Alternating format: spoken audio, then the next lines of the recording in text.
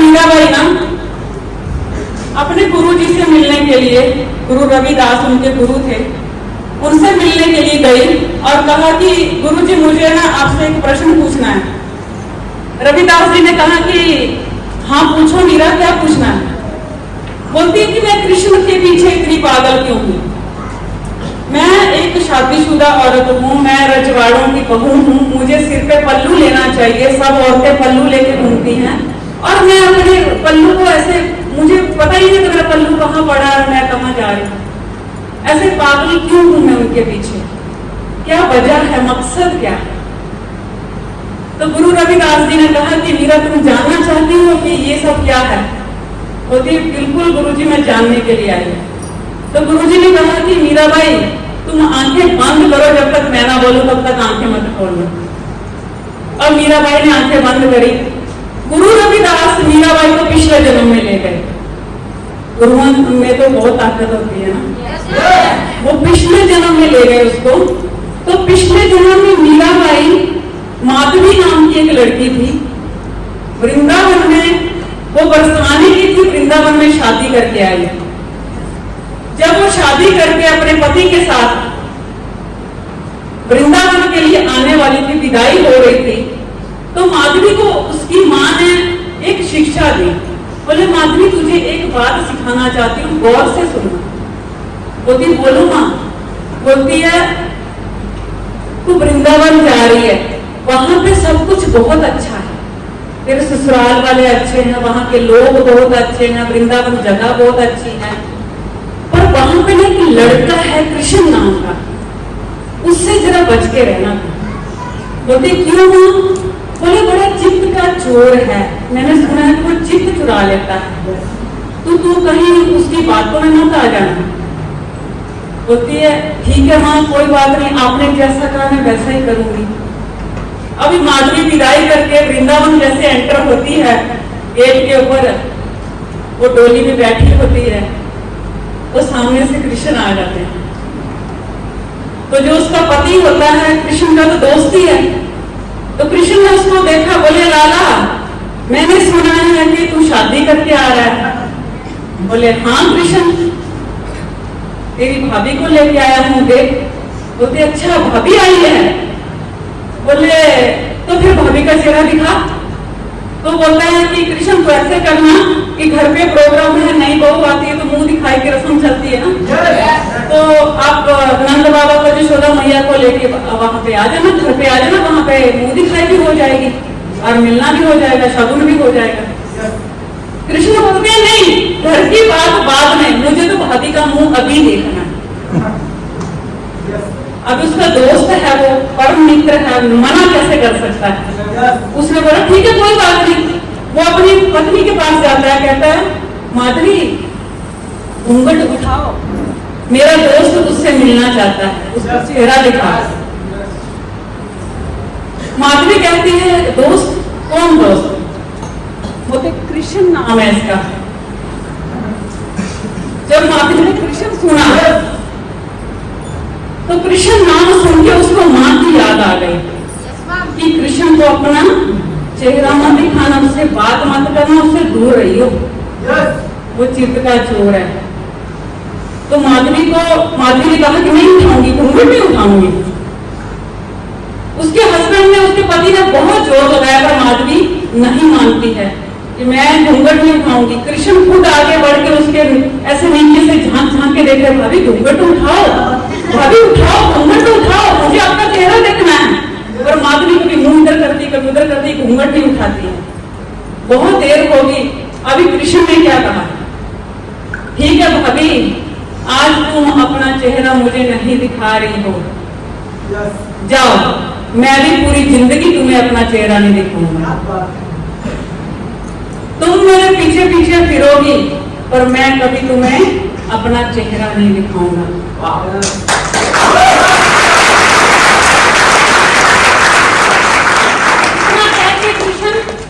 चले गए वहां से। थोड़े दिनों के बाद क्या हुआ, वृंदावन में बहुत भयंकर बारिश हुई, सारा गांव डूबने को आ गया।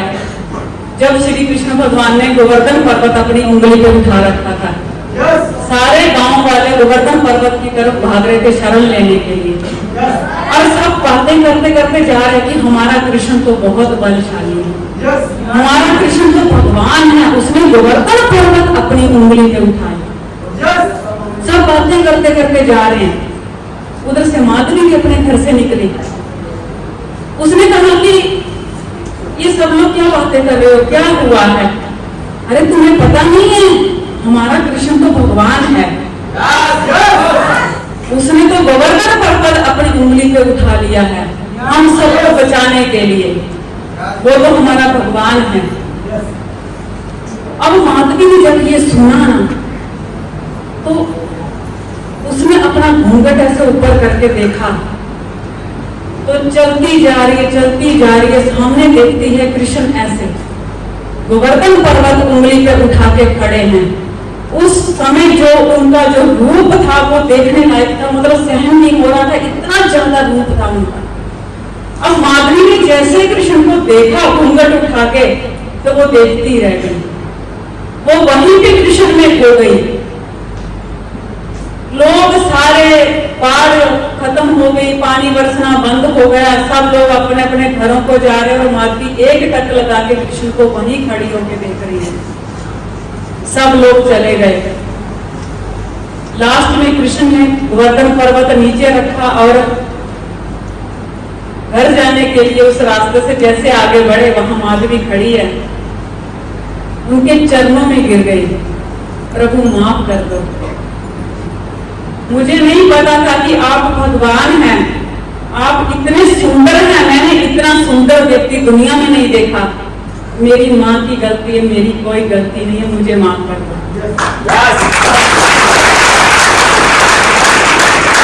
मेरी माँ ने मुझे जो सिखाया मैंने वो भी किया। मेरी माँ ने सिखाया था घूंघट मत उठाना।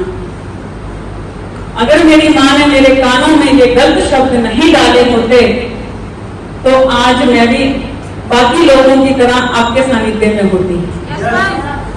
कृष्ण ने उसकी तरफ देखा नहीं, ऐसे हाथ किया, कहा माधवी वचन दिया है पूरी जिंदगी अपना चेहरा नहीं दिखाऊंगा, ना ही तेरा देखूंगा। माधवी रो रही है, बिलख रही है, नहीं प्रभु ऐसा मत करो, गलती हो गई, प्रभु माफ कर दो, वचन दे दिया है, अब टाल नहीं सकता। मैं भी संकल्प लेती हूँ कि जिस घूंघट की वजह से प्रभु मुझसे दूर हुए हैं ना, मैं इसी घूंघट को उतार फेंकूंगी और प्रभु को पालूंगी।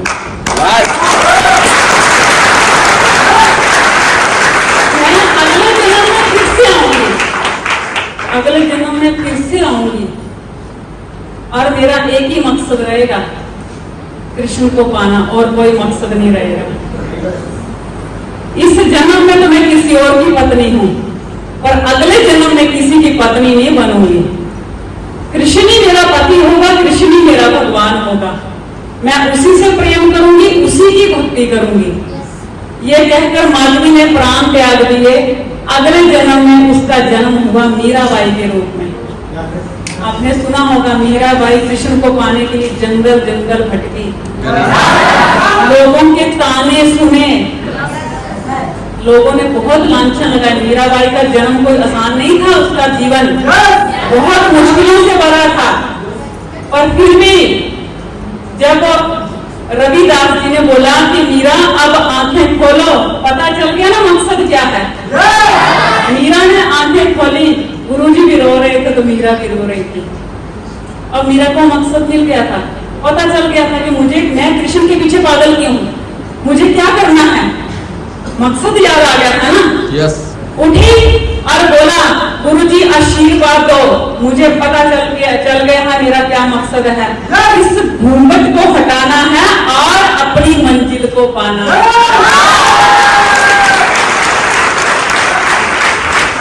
तो अपने प्रेम, देखो जोश, प्रेम और मकसद ये याद होना चाहिए।